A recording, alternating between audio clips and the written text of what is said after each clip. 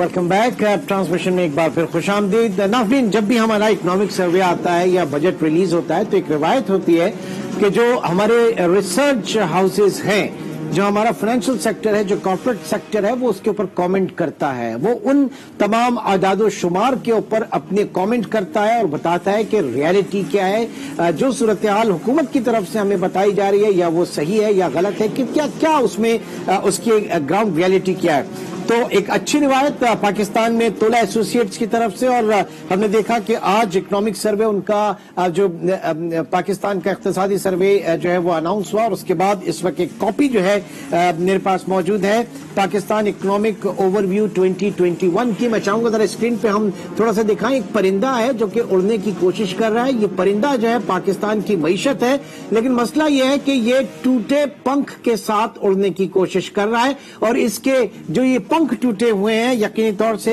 ये कोविड-19 की वजह से टूटे हैं, IMF प्रोग्राम की वजह से टूटे हैं। साथ ही साथ जो इन्फ्लेशन है, अफरात-ए-ज़र, जो महंगाई जिसे कहते हैं, उसने इन पंखों को तोड़ा है, और डेट यानी कर्ज जो है पाकिस्तान के ऊपर, उसने इस परिंदे की जो उड़ान है उसको मुतासिर किया है। बात यह है कि एक परिंदा टूटे पंख के साथ कितनी ऊंची उड़ान और कितनी देर तक उड़ सकता है, इसके पंखों को जो है वो जोड़ना होगा, उस पर मरहम रखना होगा। अशफाक तोला साहब इस वक्त हमारे साथ मौजूद हैं। सर, क्या मैंने सही कहा? बिल्कुल बताएं जी, मैं खुद कह रहा हूँ सही कहा आपने, और मैंने ये बड़े उससे देखा था।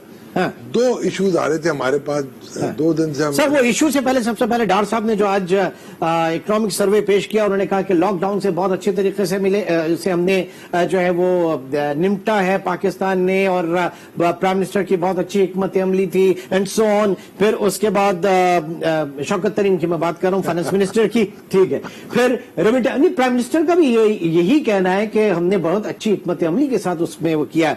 रेमिटेंसेस के हवाले से बहुत उन्होंने अप्रिशिएट किया। फिर साथ ही साथ उन्होंने कहा कि हुकूमत की जितनी भी पॉलिसीज थी, उन्होंने जो नेगेटिव साइड्स बताए, जो कमजोरियां हैं, और ऑलमोस्ट यही सारी चीजें हैं, इन्फ्लेशन है और आपका ये डेट ट्रैप जिसके अंदर हम फंसे हुए हैं। बहरहाल, व्हाट्स योर ऑब्जर्वेशन?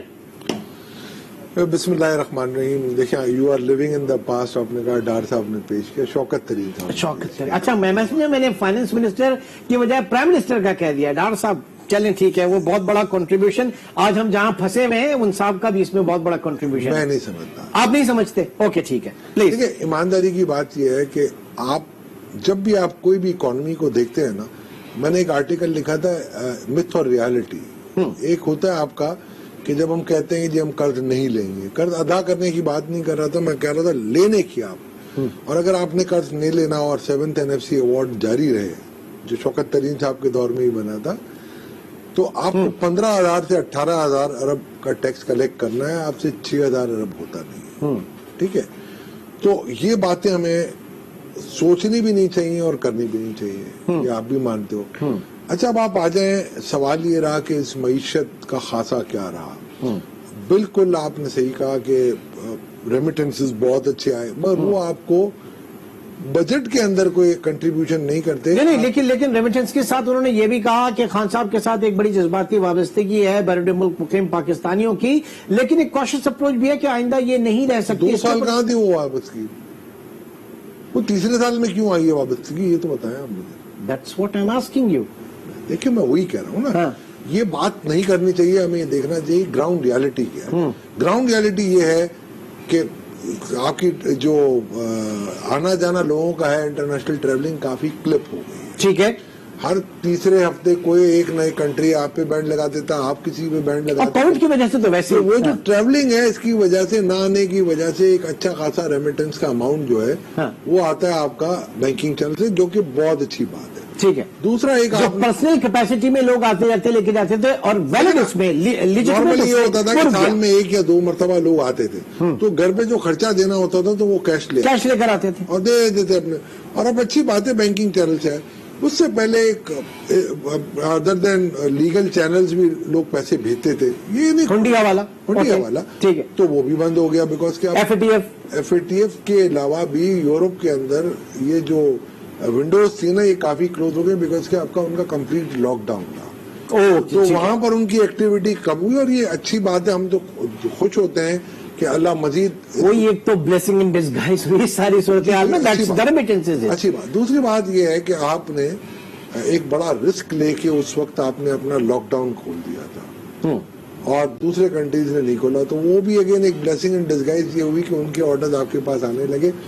मगर अब अगर आपने टर्फ के तहत जो इन्वेस्टमेंट्स की हैं इन लास्ट 1 ईयर, उसके क्या वैल्यू एडिशन एक्सपोर्ट्स में आते हैं या लोकल इंडस्ट्री में, इसके समरात कहीं आपको एम्प्लॉयमेंट में मिलने वाले होंगे वो भी पता चल जाएगा, आपके टैक्सेस में मिलने वाले होंगे, सारे आपको पता चल जाएंगे। मगर जहां तक मैं समझता हूं और जो मेरा अपना ख्याल है कि ये अब देखना, अब लिटमस टेस्ट तो अब आएगा आपका कि अब आपने अगर फर्ज करें कहा कि जी 1 महीने ग्रोथ अचीव की है, उस ग्रोथ को सस्टेन कैसे करते हैं। ठीक है, रुकता हूं यहीं पे रुकता हूं जरा। ग्रोथ जो आपने अचीव की 3.9% की ग्रोथ, इस पे यह भी कहा जा रहा है कि आईएमएफ ने जो है बहुत हल्का हाथ रखा ड्यू टू कोविड, जो रिस्ट्रिक्शंस थी, जाहिर है कि पाकिस्तान भी उसमें मुतासिर था। फिर आईएमएफ के प्रोग्राम की उन दिनों वो सख्तियां नहीं थी। पिछले 1 साल में उन्होंने आपको रैपिड फाइनेंसिंग स्कीम में भी आपको काफी डॉलर्स मिले। अब जब सूरत हाल नॉर्मल होगी, जब आप अपनी डोमेस्टिक इकोनॉमी खोलने जाएंगे और आईएमएफ जो है उसी तरीके से खड़ा होगा, तो वो नंबर शायद आपके लिए प्रॉब्लम करें। व्हाट्स योर देखिए, आज आपकी जो इकोनॉमिक ग्रोथ आप जो 3.94% कह रहे हैं, इस फिगर में बड़े डाउट्स क्रिएट हो गए हैं, यानी सबको पता है। हम मतलब पॉलिटिकली तो होता है इसके ऊपर, लेकिन जब मैं आपसे बात करता हूं, डॉक्टर हफीज पाशा से बात करता हूं, डॉक्टर अशफाक हसन से बात करता हूं, तो 0.5% भी मैटर करता है फॉर जीडीपी उसमें। नहीं, देखिए, मुझसे तो बड़े नाम आपने लिए हैं, बड़े उस्तादों में से हैं डॉक्टर हफीज। सर आप भी हमारे लिए बहुत काबिल ताज़ीम है। देखिए, आपने जीडीपी के ग्रोथ में 2.77 आपने दिखाई है ज़राअत के अंदर। ज़राअत के अंदर जो ग्रोथ है उसमें मैं अगर इसको एनालिसिस करता हूँ बैकवर्ड, तो मुझे खुशी होती है कि मैं सूबे पंजाब में देखता हूँ कि लैंड कल्टीवेटेड भी ज्यादा है और ईल्ड पर एकड़ भी बहुत ज्यादा हो गई है। तो ये दोनों चीज का एक सूबे में वीट में, मेज में और शुगर केन में होना एक बड़ी खुशाइन बात है। अब ये अगले साल पता चलेगा कि ये प्रोविजनल फिगर्स क्या रिवीजन में आते हैं कि नहीं। सवाल ये पैदा होता है कि पिछले साल की मैं आपके सवाल की उसको समझ गया हूँ कि ये फिगर्स जो है एक ही सूबे के अंदर जो है वो कॉटन के अलावा तीनों जो फसलें हैं, 4 फसलें, बम्पर क्रॉप के भी नंबर आ रहे हैं। जो है ना, कॉटन की बेल्स आ जाती हैं, आपको फौरन पता चल जाता है। अब एक और लिटमस टेस्ट है इस हुकूमत का कि इनको वीट इंपोर्ट नहीं करनी है अब, तो एक फॉरेन एक्सचेंज बहुत बड़ा बचेगा आपको। शुगर इंपोर्ट नहीं करनी है तो एक फॉरेन एक्सचेंज बचेगा। और अगर ये दोनों प्रोडक्शन बहुत अच्छी बम्पर क्रॉप हुई है, तो ये क्रॉप तो खत्म हो गई ना, अब तो नई क्रॉप तो बाद में आएगी। सही। तो उस क्रॉप के रिजल्ट आप तक आ जाने चाहिए थे अब, ठीक, क्योंकि ये अब हार्वेस्टिंग हो चुकी है वीट की भी। और मेरा ख्याल है शुगर केन तो आपको वैसे ही पता है, नवंबर से लेके खत्म आपका मार्च तक बहुत ज्यादा तीर मार। सर क्या फिर इसका मतलब तो ये है कि अब आ जाए इंडस्ट्री पे? नहीं, पहले इसी पे रहे, इंडस्ट्री पे बाद में आए। नंबर्स ये वो नहीं है जैसे ग्रोथ के ऊपर बात हो रही थी 3.9% की, ये नंबर्स भी। Sir, I am nobody to doubt their numbers. मैं सिर्फ ये कहता हूं कि मुझे जान के बहुत खुशी हुई है कि सूबे पंजाब में बहुत बम्पर क्रॉप्स हुई हैं, वीट, मेज और राइस की, और शुगर केन की और राइस की भी इवन, और बहुत खुशी हुई है, ईल्ड पर एकड़ भी बढ़ी है। तो मेरा ख्याल है अगले साल यही टेक्नोलॉजी जो हमने अपने सूबे पंजाब में अपनाई है, में भी कर लिया, सब जगह, केपीके में, बलूचिस्तान में, पूरे पाकिस्तान में हम करें। ठीक है। और फिर देखें नताइज क्या थे, फिर तो मेरा ख्याल है 2.77 की बजाय 7.77 आना चाहिए। चले थे तो पंजाब जो है, पंजाब में इस मरतबा के जो रिजल्ट है वो लिटमस टेस्ट है आपका। चले, नहीं तो कॉटन क्यों खराब हो गई फिर? कॉटन की बेल्स आपको फौरन मिल जाती है ना, और कॉटन की टेक्नोलॉजी हमारे पास नहीं हुई, लेट हो गई थी, टेक्नोलॉजी में डिले हो गया। आगे बढ़ता हूं मैं। अब एलएसएम ग्रोथ आपकी काफी अच्छी रही, काफी अच्छी परफॉर्मेंस रही, 9% पे। देखिए, एलएसएम को हमने पूरा एनालाइज किया है और मैं आपको बता भी देता हूँ, ये हमारी जो बुकलेट है इसमें हमने एक एक क्रॉप को लिया हुआ है, एक एक उसकी एरिया कल्टीवेटेड, हमने हेक्टर को एकड़ में कन्वर्ट कर दिया, 2.4710 भी होता है। ठीक। लार्ज स्केल में अगर आप देखेंगे ना तो प्रोविजनल ग्रोथ आपकी है 9.29% और टोटल शेयर इन जीडीपी आपका आता है 9.73%। तो इंसिडेंटली बराबर बराबर हो गया। और मैन्युफैक्चरिंग जो आपका आया है वो टोटल आपका आया है 8.71% की ग्रोथ आपने दिखाई है, और टोटल जीडीपी का आपका पोर्शन है 12.79। अब लार्ज स्केल में अगर आप देखेंगे तो आपकी टेक्सटाइल ने काफी आपको एक सहारा दिया है, अराउंड इसकी क्वांटिटी काफी आपको अच्छी मिली है मेट्रिक टन में। क्लोथ आपको यार्न ने आपको अच्छा सहारा दिया है, क्लोथ में भी आपकी काफी प्रोग्रेस है। और सबसे ज्यादा शुगर उन्होंने माशाल्लाह अच्छा बताया कि 4.816 मेट्रिक टन से बढ़ के 5.618। तो मुझे लग रहा है अब हम आपको एक्सपोर्ट भी अगर प्राइसेस कम हो जाए तो देखिए आवाम के लिए क्या है तोला साहब, आवाम के लिए अगर हमने बम्पर क्रॉप किसी चीज की है तो उसके पैसे कम होने चाहिए। सिगरेट भी आपकी बढ़ी है, कुकिंग ऑयल कम हुआ है थोड़ा सा आपका। नहीं, लेकिन तरीन साहब ने कहा कि इंटरनेशनल प्राइसेस जो हैं शुगर की 58% बढ़ी है, पाकिस्तान ने सिर्फ 20% पास ऑन की है। इसी तरीके से पाम ऑयल की बात है, सोयाबीन की बात है, क्रूड ऑयल की प्राइसेस की बात है, वीट की बात है, इंटरनेशनल प्राइसेस बहुत हाई हैं। हमने अभी हुकूमत पाकिस्तान ने एक सब्सिडी दी हुई है, जिस दिन ये सब्सिडी उतरेगी या ये प्राइसेस मैच करेंगी तो महंगाई आपकी आएगी। जो आप मुझे नंबर्स बता रहे हैं, जो हुकूमत नंबर बता रही है, उस हिसाब से तो फिर मसला नहीं होना चाहिए। देखिए मसला ये सब्सिडी, देखिए इस मुल्क में आप जब 60% से ज्यादा लोग सतह गुर्बत से नीचे रह रहे हो, ये सब्सिडी नहीं होती है, this is part of their package. मैं हमेशा कहता हूं कि आप जब ये आपकी लॉ एंड ऑर्डर सिचुएशन भी क्रिएट कर रहे हैं, अगर आप सस्ती चीजें नहीं रखेंगे तो ये तो खाने पीने के काबिल नहीं रहेंगे। ठीक है, एक ब्रेक की कॉल है, ब्रेक के बाद सवाल मेरा आपसे ये होगा, जितने चाहिए जरा थोड़ा सा इसको आप डिग आउट भी कर लीजिएगा कि गुर्बत के नंबर्स, बेरोजगारी के नंबर्स इस साल भी हमको पता नहीं चले। आप जब रिसर्च करते हैं तो आपको कितना प्रॉब्लम होता है, क्योंकि पीबीएस ये नंबर, और क्या ये पॉलिटिकली नहीं दिए जाते, ये वाकई हमारे यहाँ इस तरह का कोई डेटा नहीं है। एक ब्रेक की कॉल है, ब्रेक के बाद अशफाक तोला साहब हमारे साथ मौजूद हैं। मिलते हैं छोटे से ब्रेक के बाद।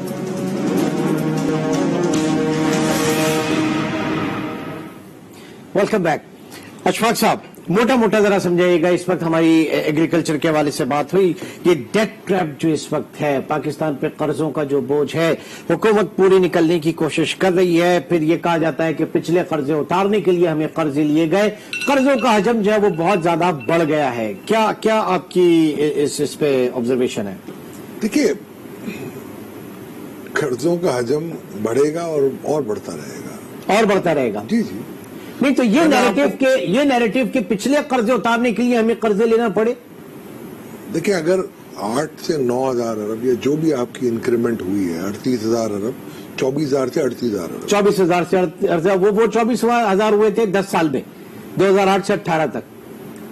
नहीं, एक्चुअली देखिए 6,000 पे थे, पीपल्स पार्टी के दौर में 6 से 14 पे आए थे। ठीक है, 14 से 24 गए थे पीएमएलएन के दौर में, और 24 से लेकर 38 तक अब आ गए हम। ये 3 साल में, ये पौने 3 साल। ठीक है जी।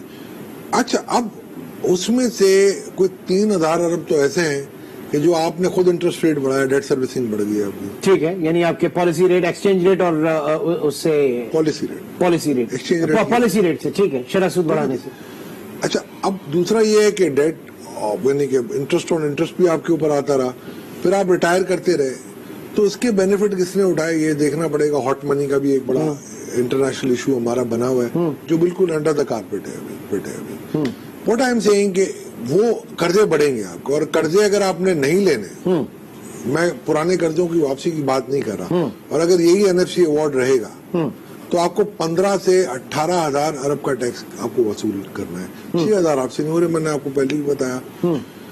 दूसरा ये है कि इस किस्म की, यानी आप बात कर रहे हैं 35% जीडीपी, टैक्स टू जीडीपी, जो कि अमेरिका में भी नहीं है, और जिनकी आप मिसालें देते हैं हम टर्की की और किधर भी नहीं। सवाल ये पैदा होता है कि आपको अपनी जीडीपी बढ़ानी है, और जीडीपी कैसे बढ़ानी है? आपको नए नए प्रोजेक्ट लाने। देखिए आपकी पाकिस्तान की बैलेंस शीट तो नहीं बनती ना, आपका कोई ना कोई पैरामीटर है ना जिसमें इकोनॉमिक इंडिकेटर हम लेते हैं, GDP, tax to GDP, debt to GDP, investment to GDP. तो ये जीडीपी आप बढ़ाए ना डिनोमिनेटर, सही, तो जाके कहीं आपकी इकोनॉमी को सहारा मिलेगा। जब डेट बढ़ेगा से ₹1 और जीडीपी बढ़ेगी ₹2, तो ऑटोमेटिकली परसेंटेज कम होती जाएगी। ठीक है। अच्छा, जीडीपी में भी आपके वो रिसोर्सेज होंगे कि जो रिसोर्सेज अर्निंग रिसोर्सेज होते हैं, आपकी टैक्सेशन बढ़ेगी, तो कहीं जाके आपको एक रीपेमेंट के लिए आसानी मिलेगी। हो सकता है फ्यूचर में जाके अगर तमाम पॉलिटिकल लीडरशिप एग्री करती है तो आपके एनएसटी अवार्ड में भी आप रद्दोबदल ले आए, या आप इसके ऊपर कोई जजमेंट लेने सुप्रीम कोर्ट से कोई रेफरेंस वगैरह लेके। मगर आपको ये सोचना, सिर्फ इस तरीके से सोचना कि जी हम कर्जे नहीं लेंगे, तो मेरा ख्याल है जर्मनी ने ये ट्राई किया था, श्वार्ट्ज नल इसको कहते हैं, कि ब्लैक जीरो बजटिंग। 10 साल के बाद इट वॉज सिवियरली क्रिटिसाइज और Germany ends up in recession. Now कर्जे नहीं लेंगे, चले वो मंत्रा तो अलग हो गया। अब ये जो बात है कि एग्जिस्टिंग टैक्स पेयर को तंग नहीं किया जाएगा, और थर्ड पार्टी ये सेल्फ असेसमेंट और थर्ड पार्टी ऑडिट, ये सारी चीजें एफबीआर में, और ऑटोमेशन, स्पेशली ऑटोमेशन, ये सारी चीजें किस बिहाफ पे कह रहे हैं कि 20-24% जो है आप अपने रेवेन्यू बेस बढ़ा लेंगे? हमारी टैक्स अथॉरिटी जो है क्या इतनी कैपेबिलिटी है? क्योंकि अभी तक सारा का सारा जो हम देख रहे हैं वो विदहोल्डिंग के ऊपर है, उनका रिग्रेसिव टैक्सेशन के ऊपर जोर है। 65% आपकी इनडायरेक्ट टैक्स है, ठीक, 35 यानी एक 38 बहुत अरसे is a form of withholding and all other. ना मैं सिर्फ इनडायरेक्ट टैक्सेस की बात करता हूँ, sales tax, FED and customs. अच्छा, मैं विदहोल्डिंग टैक्स की बात नहीं करता, वो तो मेरा ख्याल है हार्डली 10% ऐसा होता है जो आपके पास रिटर्न के साथ या ऑडिट से आपको क्रिएट होता है, डिमांड से। मैं उसकी बात नहीं कर रहा, बात ये मैं कर रहा हूँ, वो जो कह रहे हैं ऑटोमेशन का, वो कह रहे हैं ट्रेस एंड ट्रैकिंग का, पीओएस का, और एक और जो है स्कैनर्स कस्टम स्टेज पे। ये 3 चीजें आप लाएं तो फर्क पड़ेगा। मगर ये आप देखें 5 सालों से, ये 2008 से चल रहा है, और ये जो ट्रेस एंड ट्रैक था, ये मैं उस वक्त गया था, तारिक बाजवा साहब, मसूद नकवी साहब, हम गए थे टर्की में, वहां से देख के आए थे। वर्ल्ड बैंक को हमने एंगेज किया था कि आप अपनी इसकी टीओआर बना के दें, मगर कोई ऑफिसर इसमें बीच में हाथ डालने के लिए तैयार नहीं है, बिकॉज कि वो सब डरते हैं कि जी 20 साल बाद जब हम रिटायर हो चुके होंगे तो नैब से नोटिस आ चुका होगा। तो वो एक इशू है। उस वक्त हमने इनको ये सजेस्ट किया था कि आप नैब को पहले से एंगेज कर लें ताकि वो प्री ऑडिट कर लें जिस चीज का भी हो। ठीक। उसके बाद कोर्टों में गया मामला, और एक मरतबा तो यहाँ तक हो चुका है, अगर शौकत तरीन साहब देखना चाहें फाइलें खुलवा लें, कि जीती हुई पार्टी ने ग्रीवियंस रिड्रेसल किया था। हारी हुई का तो मैं सुनता हूँ, जीती हुई ने क्या, और ये मैं इसलिए कह रहा हूँ, आज के इस्लामाबाद हाई कोर्ट के जजमेंट में लिखा हुआ है कि 1 घंटे के अंदर या 1 दिन के अंदर मेरा ख्याल है 2 दफा लॉ मिनिस्ट्री से चेंज ओपिनियन आया। अच्छा, एक मरतबा कहा गया कि जी ये नहीं हो सकता, दूसरी दफा कहा गया कि हो सकता, और उसके बेसिस पे इस्लामाबाद हाई कोर्ट ने जजमेंट दिया और उस कॉन्ट्रैक्ट को स्क्रैप किया। ठीक, अब दोबारा आ गया, दोबारा भी कोई ना कोई उजर आया, और उसकी वजह से ये मामला फिर रुक गया। तो मैं ये समझता हूँ पहले आपको स्टेक होल्डर्स के साथ बैठ के इसको सेटल करना पड़ेगा। पीओएस का जो है, पीओएस का ये एक पॉलिटिकल इकोनॉमी और शटर पावर की एक जंग होगी आपकी, आप किस तरीके से लाते हैं। ठीक है, कस्टम में अगर आप गैमा स्कैनर्स लाते हैं, अगेन एक आपको पता है बहुत बड़ा एक इसमें स्टेक होल्डर्स इन्वॉल्व है, और जो अंडर स्टेटेड ड्यूटीज होती हैं उसको आप किस तरीके से कर्व कर सकते हैं। और ये बहुत सारे सवाल हैं, इस हवाले से बहुत चीजें होना है इसमें। नवीन, एक ब्रेक की कॉल है, और बात ये होगी कि आईएमएफ के प्रोग्राम के रहते हम मजीद कितना स्पेस उस टूटे पंख के साथ उड़ सकती है पाकिस्तान की मईशत। अशफाक तोला भी हमारे साथ मौजूद हैं, और मलिहा मिमी बंगश जो है वो भी ज्वाइन करेंगे। एक छोटे से ब्रेक के बाद दोबारा मिलते हैं।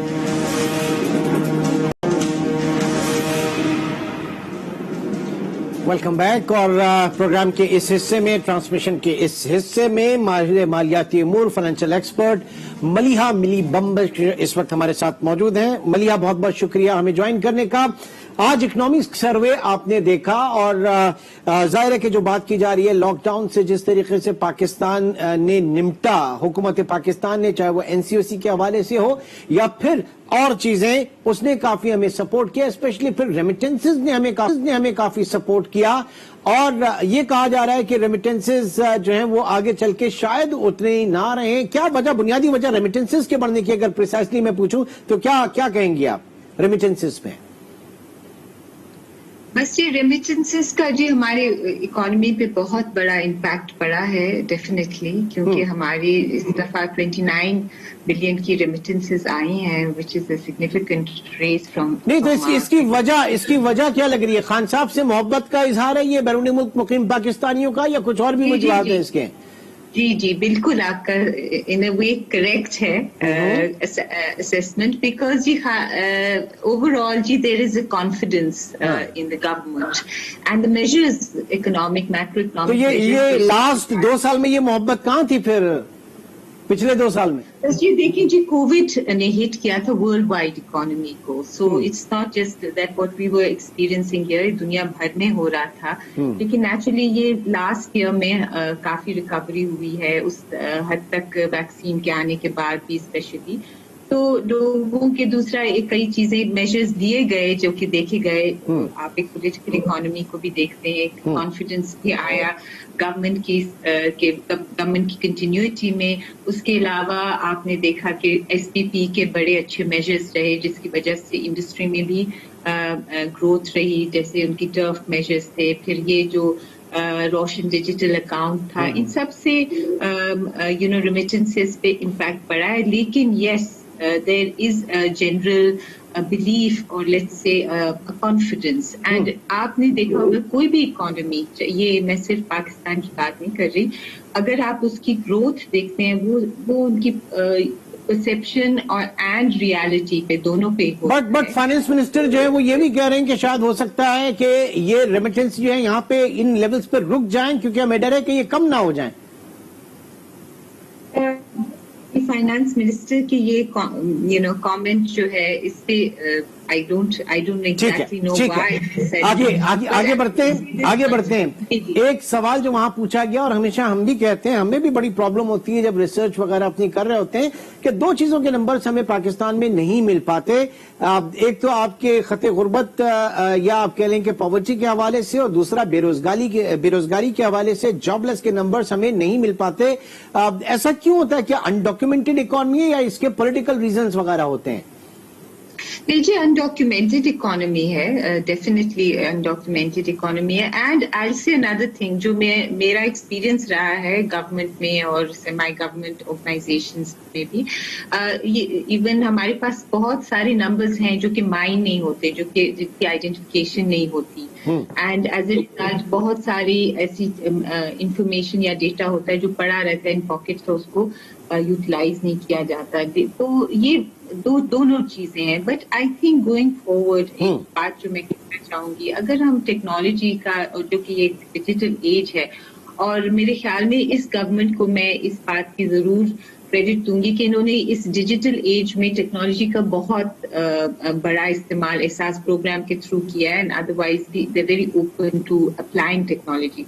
तो उसमें ये सारी चीजें डॉक्यूमेंट हो भी सकती हैं, एड्रेस भी हो सकती हैं, और डेटा बड़े आसानी से आपको, जिसे बिग डेटा हम कहते हैं उसको। और फिर हमारा वो पैरेलल चल रहा है, बेनजीर इनकम सपोर्ट प्रोग्राम भी है और एहसास प्रोग्राम भी है, उसके हवाले से भी नंबर्स हैं।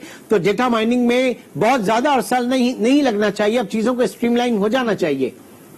बिल्कुल हो जाएगा, and I am very hopeful.